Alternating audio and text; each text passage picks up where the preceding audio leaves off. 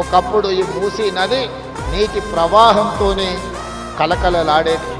కానీ కాలక్రమేణా ఈరోజు మురికి కూపంగా మారింది.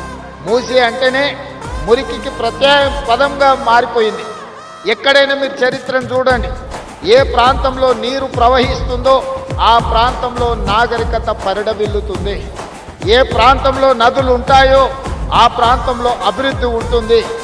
ఆ నదులను ఇవాళ మనము చెరబట్టే ప్రయత్నం చేస్తున్నాం కొంతమంది కబ్జాదారులు. ఇవాళ అందుకే ఈ హైదరాబాదు నగరంలో ఉన్న నాలాల కబ్జాలను వదిలిస్తామని, చెరువులను విడిపిస్తామని, చెరువులను చెరబడితే తాట తీస్తామని చెప్పి తెలంగాణ రాష్ట్ర ప్రభుత్వం నిర్ణయం తీసుకున్నది. ఇవాళ చెరువులను విడిపించడం, నాలా కబ్జాలను తొలగించడం, మూసీ నదిని పునరుద్ధరించడమే తెలంగాణ రాష్ట్ర ప్రభుత్వం లక్ష్యంగా పనిచేస్తుంది.